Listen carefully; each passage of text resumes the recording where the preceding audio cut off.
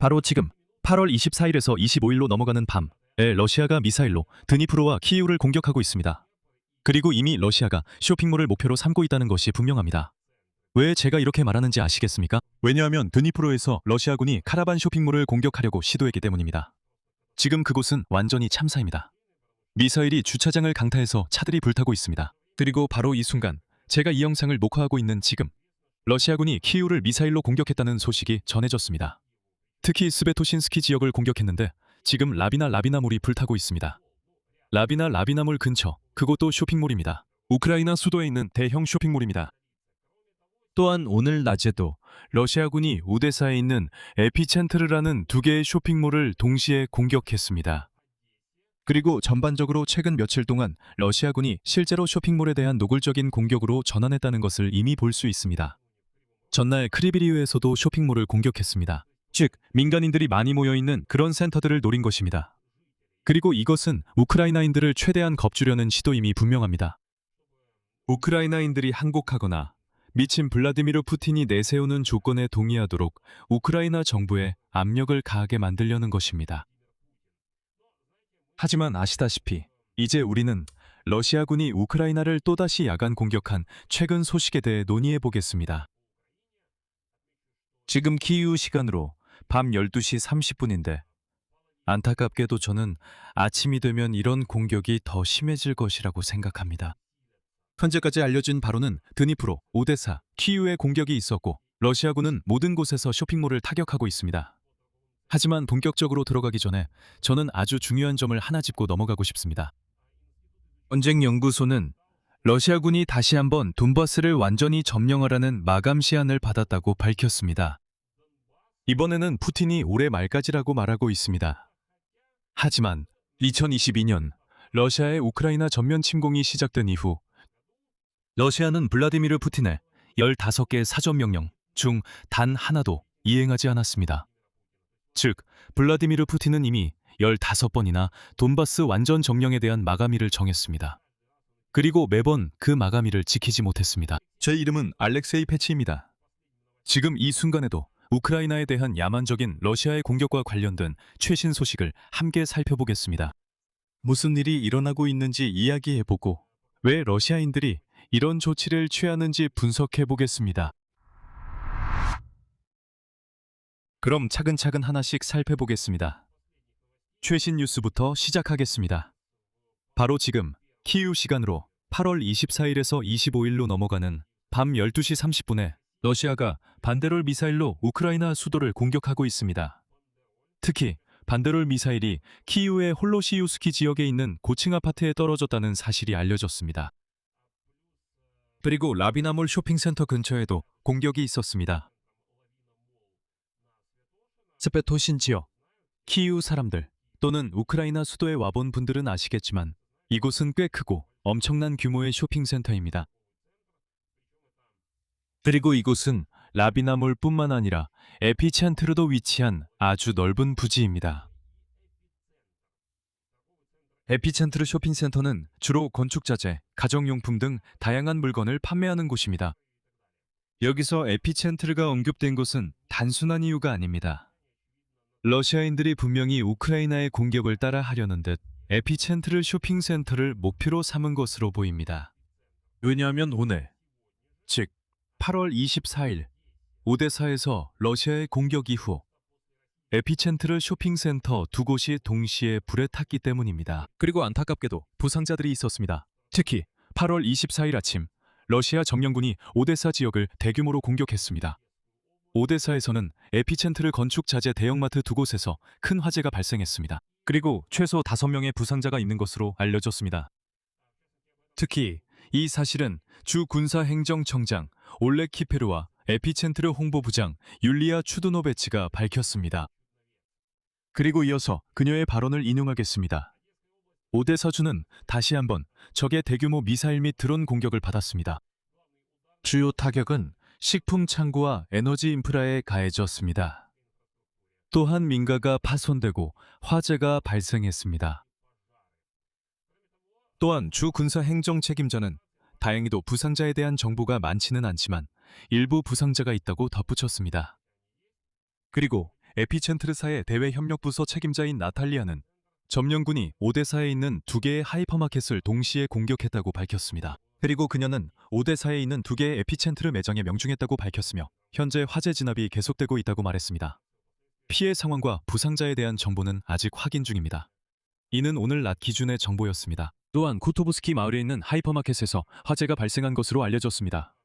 이곳은 도시의 페레시프스키 구역입니다. 그리고 전설적인 7km 지점에 있는 하이퍼마켓에서도 화재가 발생했습니다. 이곳은 하드지베이스키 구역입니다. 그리고 나중에 키페르가 추가로 밝혔는데 공격의 결과로 결국 5명이 부상을 입었다고 합니다. 그중 3명은 중등도 상태로 병원에 입원했습니다.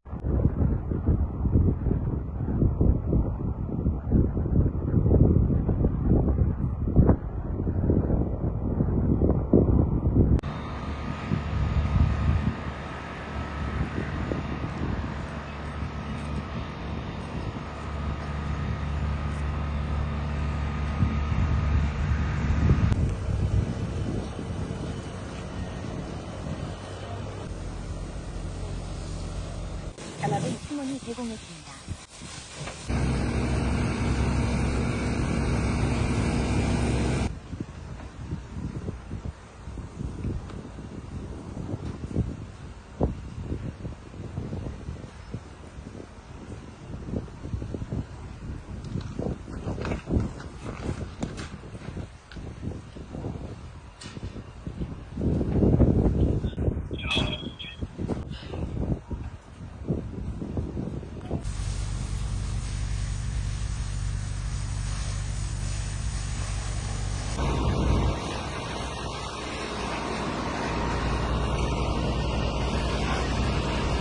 그러니까 지금 상황이 어떻습니까?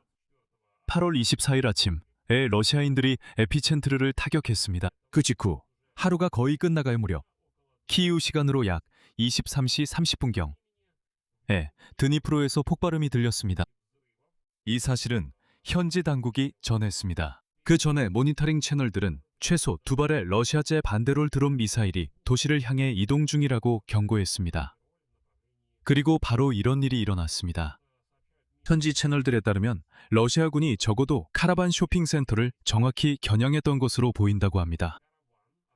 하지만 공격은 이 건물 옆 주차장 부지에 떨어졌고 그 결과 차량들이 불에 탔다고 전해집니다. 쇼핑센터 자체도 일부 손상되었지만 심각한 파손이나 부상자에 대한 정보는 없습니다. 하지만 이 공격 현장에서 촬영된 영상들을 보면 그곳에서 실제로 큰 화재가 발생하고 있다는 것을 알 수 있습니다. 이 주차장에 있던 자동차들이 분명히 불타고 있습니다.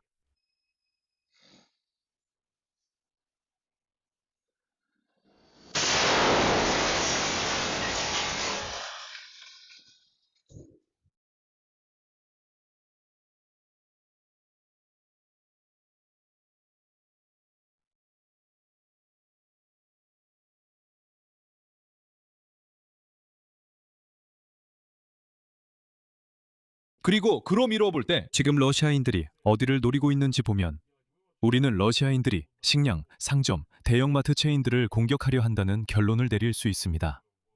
우크라이나에서 식량 위기가 시작되길 바라는 거죠.